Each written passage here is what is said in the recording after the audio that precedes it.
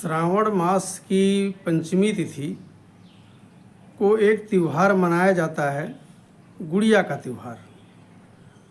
और वो त्यौहार ऐसा है कि जिसे गांव की बहन बेटियां जिनकी शादी भी हो गई होती है वो भी अपने मायके में आती हैं और पुराने कपड़े की गुड़िया बनाती हैं, उसको पीला कपड़ा पहनाती हैं, उसको ले जा कर के चौराहे पर डालती हैं।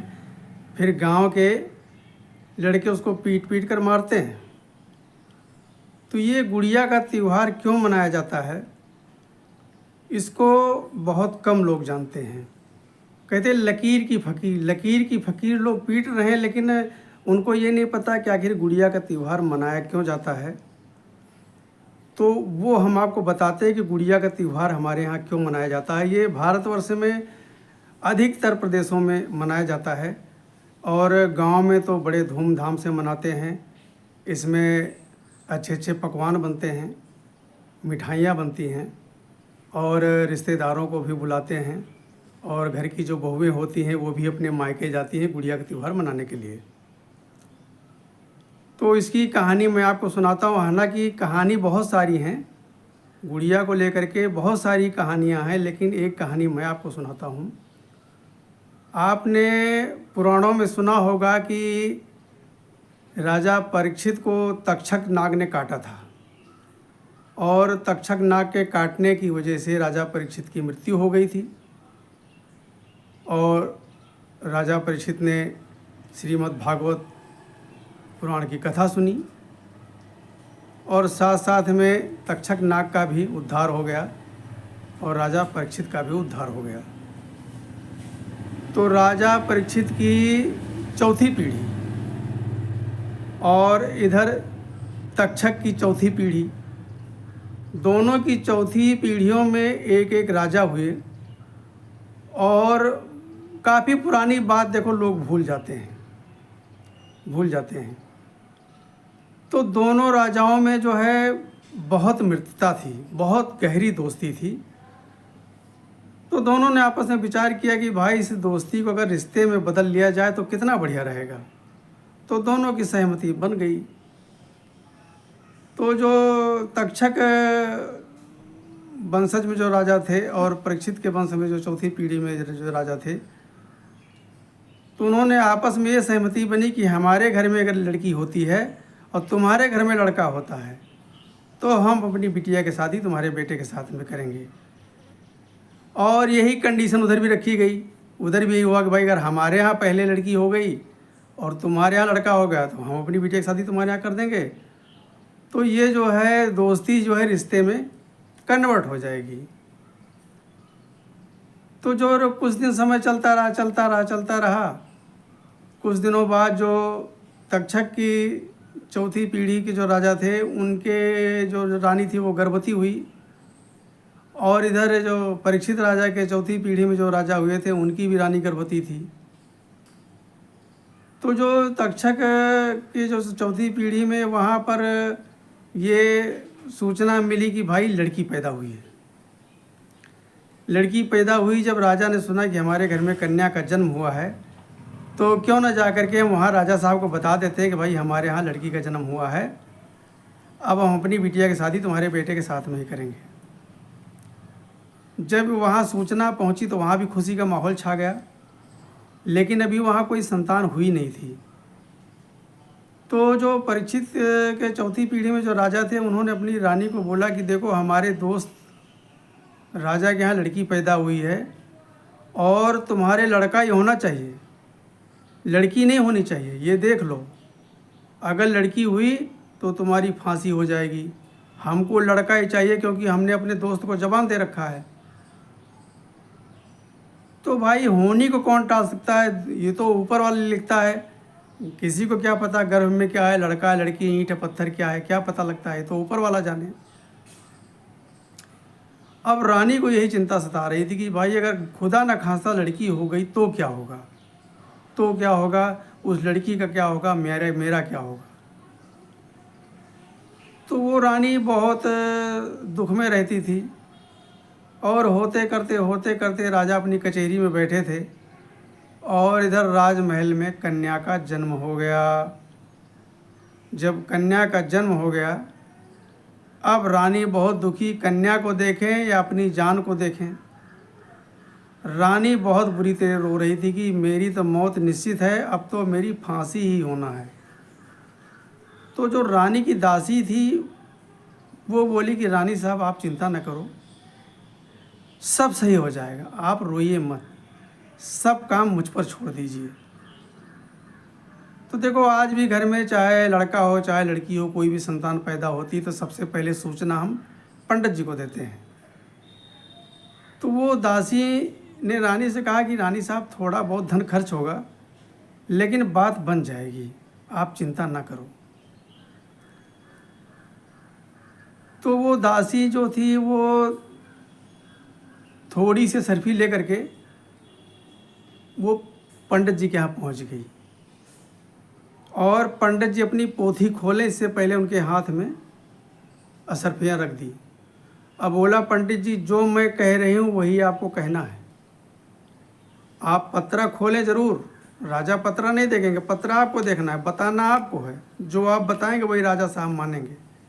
तो जो मैं कह रही हूँ हमारे राजमहल में आकर के वही बताना है। तो पंडित जी भाई आजकल भी देखो, आज भी पंडित लालची होते हैं भाई, कोई भी शुभ काम को शुभ कराना हो, अशुभ को शुभ कराना हो, बस पंडित जी के हाथ में दे दो, बस हो जाएगा काम। आज नहीं, पहले से भी पंडित लालची होते थे। तो पंडित जी ने कहा ठीक है। तो उस दासी ने पंडित जी को कहा कि वहाँ आकर के बोलना कि राजा साहब ये जो लड़का हुआ है ये इतने भयंकर मूल में पैदा हुआ है कि अगर इस लड़के का पिता यानी राजा इस बच्चे का मुख देखेंगे तो तत्काल मर जाएंगे, ये आपको आकर बोलना है। और फटाफट आकर के वहाँ से छुपते छुपाते राजमहल में पहुँची, वहाँ से आकर के थाली पीटती हुई दरबार में पहुँच गई राजा साहब के लड़का हुआ, राजा साहब की जय, राजा साहब की जय। अब राजा साहब भाई खुश हो गए, भाई जिसके घर में औलाद पैदा हो खुशी किसे नहीं होती है।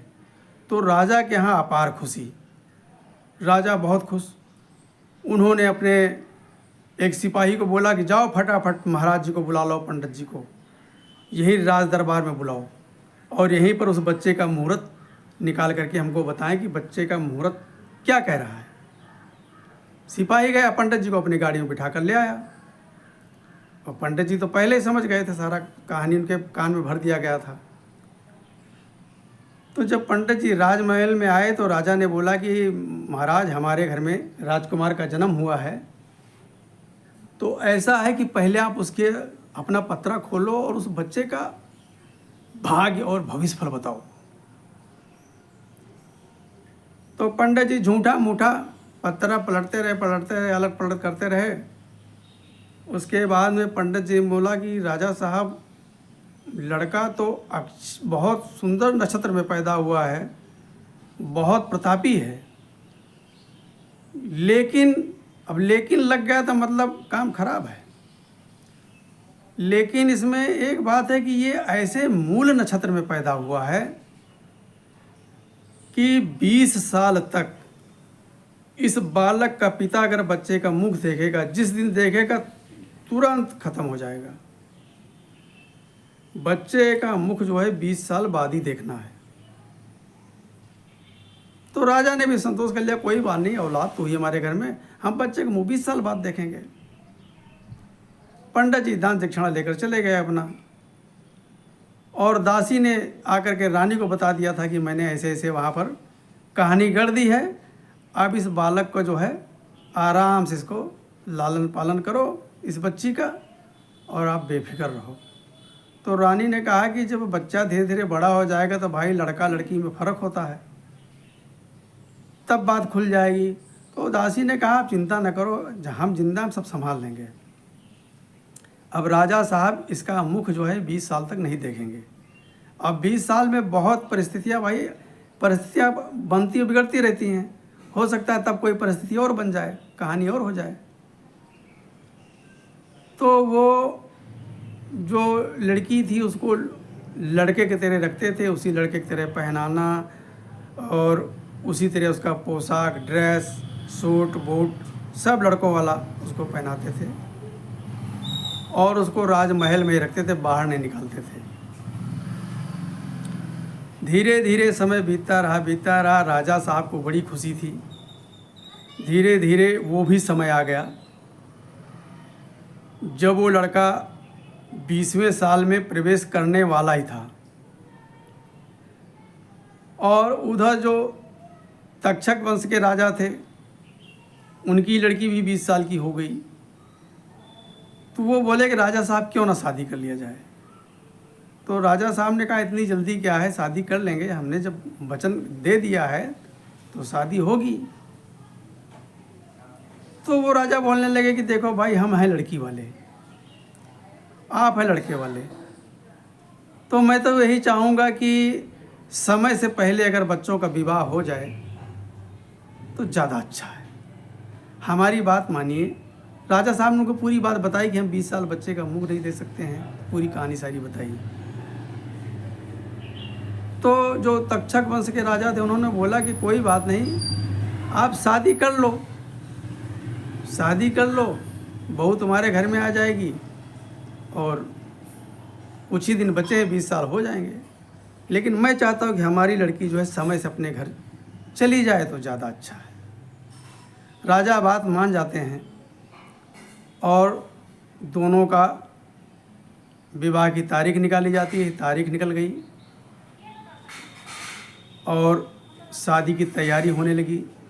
जिस दिन बारात जानी थी, देखो भाई, लड़की को तो पता था कि मैं लड़की हूँ, मुझे लड़का बनाकर रख रहे हैं। उसको सारी कहानी पता थी। धीरे धीरे बच्चा समझदार हो जाता है, सुनता है, सब समझता है।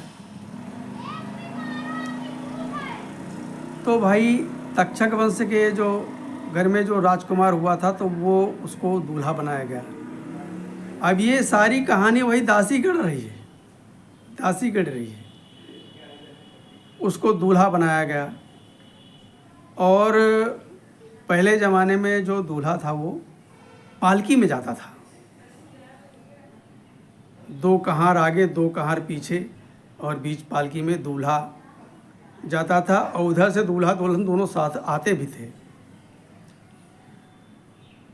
तो इधर से जब बारात की विदाई हुई और पालकी में बैठ करके वो दूल्हा चला, अब वो रोए जा रहा है कि वहाँ जाएंगे तो भाई और कोई नहीं, जो घर की औरतें होती, लड़कियाँ होती हैं, वो दूल्हे पर बड़ा गौर करती हैं, तो वहाँ हमारी पोल खुल जाएगी।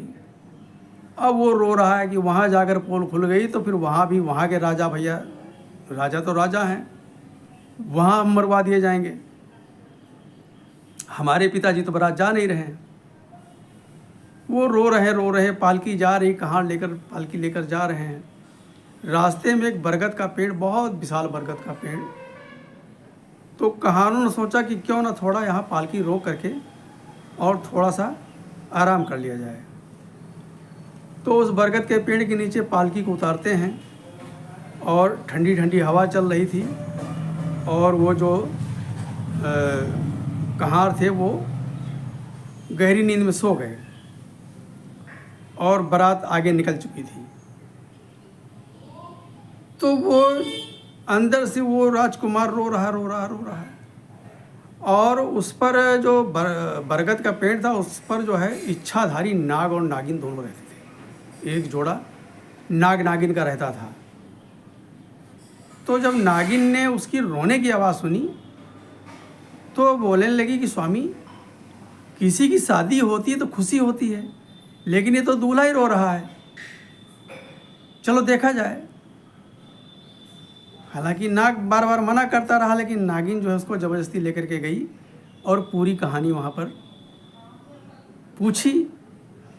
तो उस दूल्हे ने बताया कि ऐसा है, ऐसी सी बात है, हमारे पिताजी से और वहाँ के राजा से इस बात का समझौता हुआ था और संयोग बस वहाँ भी लड़की हुई और हमारे यहाँ अपने घर में हम भी लड़की पैदा हुई।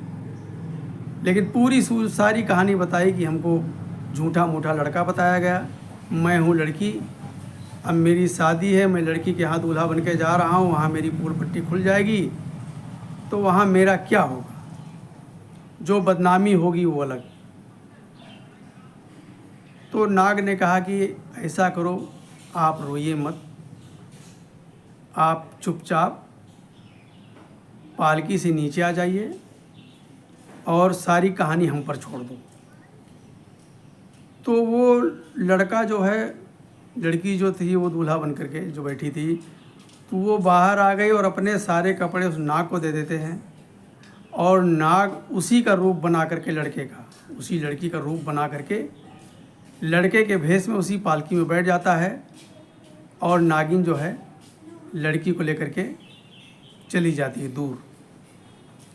थोड़ी देर बाद जो है आँख खुलती है कहारों की, तो पालकी लेकर चल देते हैं, और वहाँ पर जा कर के जब दूल्हा उतारा गया पालकी से, पूजा किया गया, सब बहुत खुश थे, क्योंकि लड़का भव्य था, लड़का सुंदर था और देव स्वरूप था, नाग देवता स्वयं थे। दोनों की शादी संपन्न हो गई, दोनों की शादी संपन्न हो गई। नाग देवता जो है तक्षक वंश के राजकुमार के रूप में उस लड़की को ब्याह करके अपने घर ले आए। जब अपने घर ले आए तो सब कुछ तो ठीक ठाक चलता रहा, लेकिन रात में जब 12 बजे, जब रात के 12 बजते हैं, तो जो इच्छाधारी होते हैं वो अपने असली रूप में आते हैं। तो जब वो राजकुमारी सो जाती थी ना, तो वो असली रूप में आ करके और खिड़की से रास्ते निकल करके अपने नागन के पास आ जाते थे, और राजकुमारी का आँख खुलने से पहले फिर वहीं पहुंच जाते थे वो। तो संयोग बस एक दिन राजकुमारी ने देख लिया कि मेरे पास जो राजकुमार लेटे हैं, इनका तो रंग ही बदल रहा है। वो थोड़ी सी आँख खोल करके सब देखते रहे, और पूरा सीन देखा, वो तो भैया फर्स्ट क्लास के नाग बन गए, और खिड़की के रास्ते से वो कूद करके चले गए। वो रात भर सोई नहीं और जागती रही, और थोड़ी देर बाद वही नाग देवता फिर उसी रास्ते से आए, उनके पास लेट करके राजकुमार बन गए। राजकुमारी डर गई। कुछ दिन के बाद राजकुमारी की विदाई हो जाती है, राजकुमारी अपने मायके चली जाती है। वहाँ पर सारी कहानी वो बताती हैं कि पिताजी तुमने कहाँ शादी कर दिया, वो कोई दूल्हा थोड़ो है, वो राजकुमार नहीं है, वो तो भैया नाग है, नाग। तुमने सांप के साथ मेरी शादी कर दी है। किसी को यकीन नहीं हो रहा था। तो राजकुमारी ने बोला कि आप ऐसा करो, अपने दामाद को खाने पर बुलाओ, और यही दूध का दूध, पानी का पानी सब हो जाएगा। तो भाई दूल्हे को बुलाया गया। यही सावन का महीना, यही सावन मास की पंचमी तिथि को राजकुमार गए अपने ससुराल, और वहाँ पर अच्छे अच्छे भोजन पकवान सब बना था, खाया पिया। लेकिन पूरा परिवार इसी ताक में था कि हम देखते हैं कि ये होता क्या है। जब रात को वो खा पी करके सो गए, और सब पहरा दे रहे हैं, पूरा परिवार, लड़की का भाई, बाप और अड़ोसी पड़ोसी सब पहरा दे रहे हैं। तो ये तो समझे कि सब सो रहे, लेकिन सब जग रहे थे, पूरा कुनबा जग रहा था लड़की वालों का। तो जब रात के 12 बजे तो इनके शरीर में हरकत हुई, और ये नाग बन के उसी पलंग पर बैठ गए। पलंग पर बैठ गए, इतने में क्या हुआ, राजकुमारी की भाइयों ने, अड़ोस पड़ोस के उनके दोस्तों ने लाठी से पीट पीट करके उस नाग को मार डाला। नाग को मार डाला। और इधर नाग क्या करते थे कि डेली 12 बजे के बाद वो अपनी नागिन से मिलने जाते थे। तो इधर नाग मर गए, और उधर राजा को भी खबर लग गई कि राजकुमार खत्म हो गए।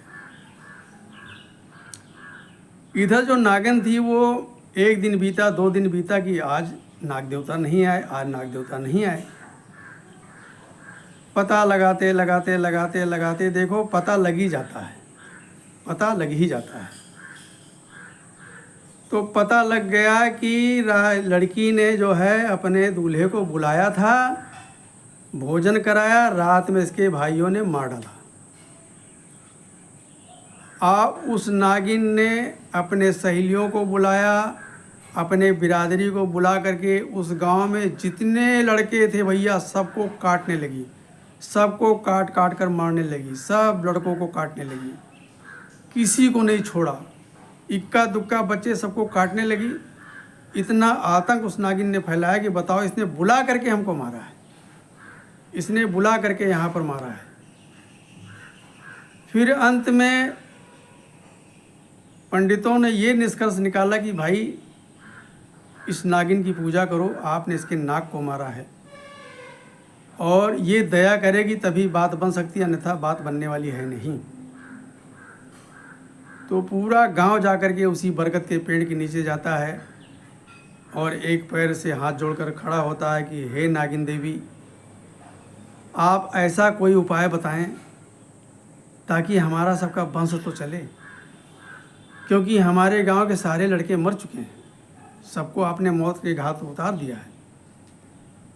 कोई तो ऐसा उपाय होगा, इसका क्या प्रायश्चित है? जो गलती हो गई अनजाने में हो गई, हमको क्या पता था, हमने तो राजकुमार के साथ में शादी किया था और देखो छल आपने भी किया, छल इधर से भी हुआ, छल राजा साहब ने भी किया, हमको झूठ बोला कि हमारा लड़का पैदा हुआ है, तो इसका कोई प्रायश्चित तो होगा।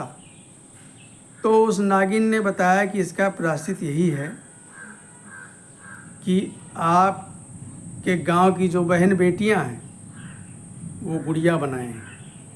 बिटिया को आज भी गुड़िया बोलते हैं, गुड़िया क्या कर रहे हो गुड़िया, बिटिया को गुड़िया भी बोलते हैं। तो नागिन ने बोला कि गांव की बेटियां जितनी हैं वो गुड़िया बनाएं, जिनकी शादी हो गई है वो भी आएँ, जो यहाँ हैं वो तो ही हैं, उनसे कोई लेना देना नहीं। जिनकी शादी हो, असली गुड़िया वही डालती जिनकी शादी हो जाती है, तो वो आएँ और पुराने कपड़े की गुड़िया बनाएं, उसको पीले वस्त्र पहनाएं। और जिस तरह हमारे आदमी को इसके भाइयों ने मारा है ना, राजकुमारी के भाइयों ने मारा है, तो ये बहनें जो गुड़िया बना करके बीच चौराहे पर डालेंगी और इनके भाई लोग उसको डंडे से मारेंगे। तो वहाँ ये प्रथा चल गई कि भाई सारी शादीशुदा लड़कियाँ आती हैं और पुराने कपड़े गुड़िया बनाती हैं, उसको पीले वस्त्र पहनाती हैं और टोकरी में लेकर जा कर के बीच चौराहे पर डालती हैं और गांव के लड़के उसको डंडे से पीटते हैं। तब से ये गुड़िया पीटने की प्रथा चली गई और ये इस जो पंचमी तिथि थी तो इसी का नाम फिर नाग पंचमी बन गया। इस गुड़िया को नाग पंचमी के रूप में भी मनाते हैं। तो ये है इसकी असली कहानी, बहुत कम लोग जानते हैं, लेकिन मैं आज आपको मैंने बताया और आपको पसंद आएगी, मुझे यकीन आपको ये कहानी पसंद आई होगी। तो आप अपने जानने वालों को सुनाएं, वीडियो शेयर करें और हमारे YouTube चैनल जो मेरा संसार उसको लाइक करें, सब्सक्राइब करें और अपने तमाम दोस्तों को शेयर करें। और कहाँ से हमारी ये कहानी सुन रहे हैं वो ज़रूर हमको लिखना। हमें ज़रूर यकीन है कि ये कहानी आपको बहुत रोचक लगी होगी, ज्ञानवर्धक लगी होगी। राम राम।